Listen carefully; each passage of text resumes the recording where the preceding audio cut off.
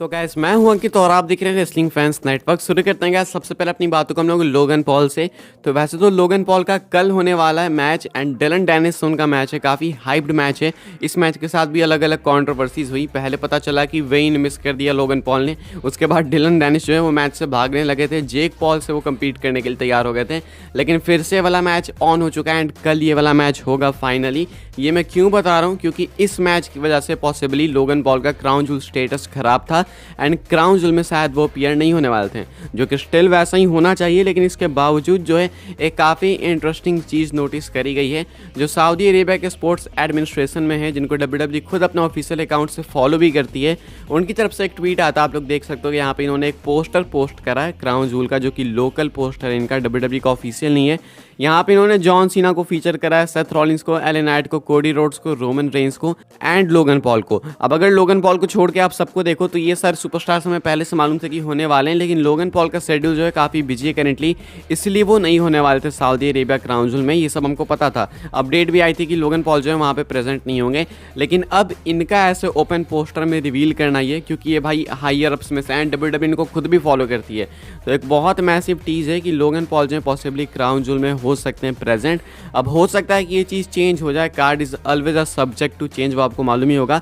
लेकिन अभी के हिसाब से लोकली एडवर्टाइज्ड हैं लोगन पॉल, तो ये एक मैसिव न्यूज़ थी, मुझे लगा आपको बताते हैं। कल रात को ही निकल के सामने आई थी।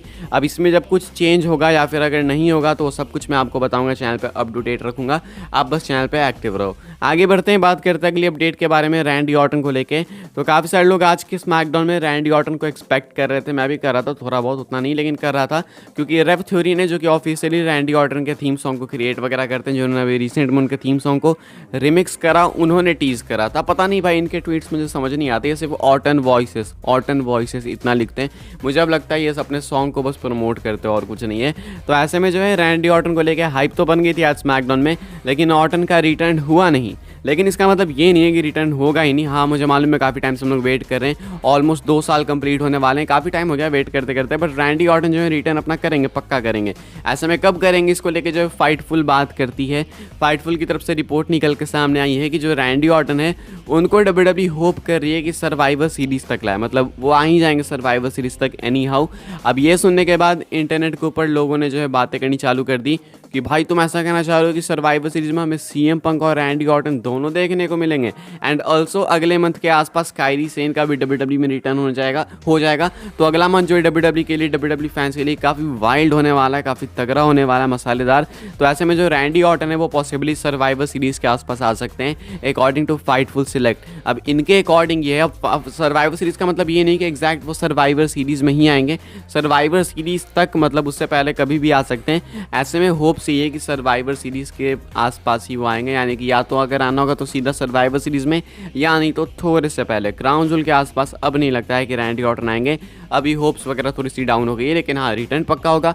फास्टलेन में टीज हुआ, रेव थ्योरी टीज कर रहे हैं, तो इतने सारे टीजेस वगैरह आ रहे हैं वो रैंडी ऑर्टन के बिल्ड के लिए हैं। डब्ल्यूडब्ल्यूई के पास प्लान्स वगैरह शायद से प्रिपेयर्ड है रैंडी ऑर्टन के लिए, एंड सर्वाइवर सीरीज के आसपास उनका रिटर्न डब्ल्यूडब्ल्यूई ऑफिशियली करा देगी। वाइपर का रिटर्न ऑफिशियल हो जाएगा, ऐसा कुछ कहना है फाइटफुल का। आगे बढ़ते हैं गैस, बात करते हैं अगली अपडेट के बारे में, जो कि कैरियन क्रॉस को लेके। अच्छा, अभी मैंने आपको 2-3 अपडेट्स बताई है रिसेंट में कैरियन क्रॉस को लेके। एक अपडेट थी कि कैरियन क्रॉस जो है जॉन सीना के ऊपर फोकस कर रहे हैं, इन्होंने कुछ इंस्टाग्राम पे पोस्ट करा था, क्रिप्टिक जॉन सीना की एंट्रेंस पे इनकी नज़रें गड़ी हुई थी, ऐसा वो दिखा रहे थे। वो ये रील इन्होंने पोस्ट करी थी इंस्टाग्राम पे, तो वो एक टीज था। उसके बाद अपडेट निकल के सामने आई कि कैरियन क्रॉस के लिए डब्ल्यूडब्ल्यूई के पास है मेजर प्लान्स, यानी कि फाइनली डब्ल्यूडब्ल्यूई ने डिसाइड कर लिया है कि एक और अटेम्प्ट देंगे कैरियन क्रॉस को पुश करने का, एंड वो पुश इनको बहुत जल्दी मिल जाएगा ऐसा बताया जा रहा है। तो डब्ल्यूडब्ल्यूई इनको सेव कर रही है, बिल्ड कर रही है उस पुश के लिए। अभी एग्जैक्ट कब मिलेगा पुश उसकी कोई डेट नहीं है, आई गेस अपने हिसाब से मैं बता सकता हूँ रॉयल रंबल के आसपास। बाकी देखते हैं वो डब्ल्यूडब्ल्यूई के हाथ में कि वो कब पुश देते हैं कब नहीं। लेकिन अभी मैं कैरियन क्रॉस की क्यों बात कर रहा हूँ फिर से, क्योंकि कैरियन क्रॉस ने फिर से कुछ टीज किया है। आज आपने देखा होगा स्मैकडाउन में Roman Reigns and Cody Rhodes का कॉन्फ्रंटेशन। हाँ, Jey Uso and Solo Sikoa, Jimmy Uso ये सब भी शामिल थे, लेकिन मेन हाईलाइट, मेन फीचर वहाँ पे रोमन एंड कोडी रोड्स थे। एंड क्योंकि कोडी रोड्स की स्टोरी अनफिनिश्ड है तो इसलिए चीज़ और इम्पॉर्टेंट हो जाती है। तो रोमन कोडी का फेस ऑफ हुआ, इसके वीडियो क्लिप उठा के पोस्ट करते हैं कैरन क्रॉस अपने इंस्टाग्राम पे अपने पॉइंट ऑफ व्यू से। वो जो है साइड में खड़े होकर रोमन कोडी दोनों को देख रहे थे, निहार रहे थे, घूर रहे थे एंड ब्लैक एंड व्हाइट पूरे वीडियो को कर दिया अपने इन्होंने। तो जिस तरीके से जॉन सीना को लेके इन्होंने टीज करते हुए एक इंस्टाग्राम पे क्रिप्टिक पोस्ट करा था, क्रिप्टिक टीज करा था, वैसे ही Roman Reigns and Cody Rhodes को भी लेके ये कर रहे हैं। अब क्या ये करना चाह रहे हैं वो नहीं पता, लेकिन ये दूसरी बार हुआ या फिर इससे पहले भी पता नहीं कर चुके होंगे, मैं नोटिस नहीं किया होगा। लेकिन ये चीज़ जो है नोट करने वाली है कि कैरन क्रॉस किसी चीज़ के लिए बिल्ड कर रहे हैं। टॉप स्टार्स पे फोकस है उनका, रोमन रेंस पे, कोडी रोड्स पे, जॉन सीना पे। देखते हैं आखिर WWE किस तरीके का बिल्ड, किस तरीके का पुश इनके लिए प्लान कर रही है। हो सकता है कि ये इनके पुश का ही एक पार्ट, उनके कैरेक्टर का ही एक पार्ट बन जाए।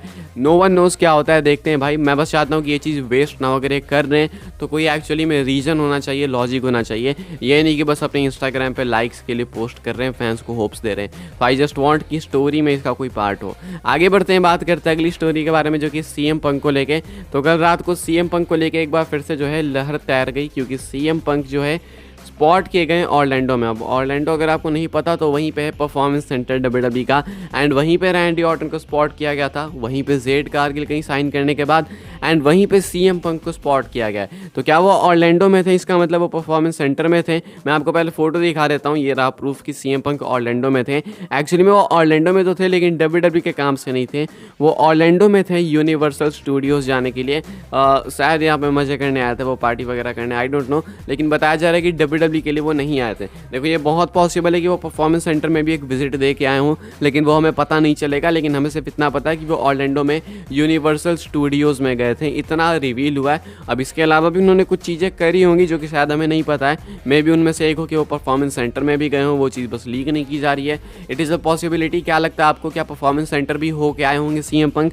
कमेंट करके बताना जरूर से। अपनी आखिरी स्टोरी कवर कर लेते हैं जो कि ये CM पंक को ही लेके, एंड एक और स्मैकडाउन एंड एक और टीज CM पंक का, इस बार रोमन रेंस ट्राइबल चीफ की तरफ से। जी हाँ, रोमन रेंस स्मैकडाउन में आए एंड अपनी जो सबसे पहली लाइन कही रोमन ने, वो टीज ही था CM पंक को लेके। एक्नॉलेज मी नहीं, मैं बताता हूँ क्या। रोमन ने जॉन सीना को एड्रेस किया एज जॉन बॉय। तो अगर आपको नहीं पता तो CM पंक ने अपने फ्यूड में जॉन सीना को जॉन बॉय करके ही रेफ़र किया था, एंड CM पंक के अलावा किसी ने ये चीज़ अभी तक नहीं करी थी। एंड अब क्योंकि CM पंक फ्री एजेंट है, रूमर्स है कि वो WWE के साथ साइन कर सकते हैं। अब तो ठंडी पड़ रही है थोड़ी, होप्स जो है जानबूझ के गिराई जा रही है, लेकिन चांसेस है कि सर्वाइवर सीरीज़ में CM पंक आ सकते हैं। तो ऐसे में इस पॉइंट पे रोमन रेंस का सेम लाइन को, सेम फ्रेज़ को यूज़ करना, जॉन बॉय, ये काफ़ी कुछ बताता है हम लोगों को।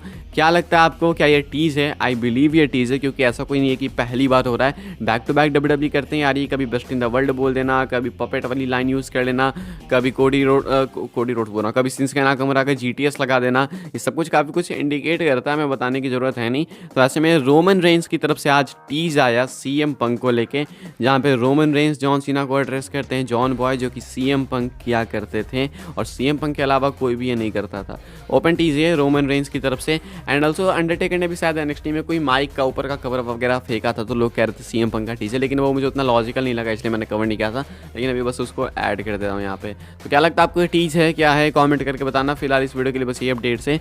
वीडियो को लाइक करें, शेयर करें, सब्सक्राइब करें। ऐसी WWE की फास्टेस्ट न्यूज़ रूमर अपडेट्स के लिए फॉलो कर सकते हैं आप लोग मुझे इंस्टाग्राम एंड ट्विटर पर, लिंक आपको मिल जाएगी डिस्क्रिप्शन में। मिलता है अपने नेक्स्ट ऑफर काफ़ी इंटरेस्टिंग वीडियो में।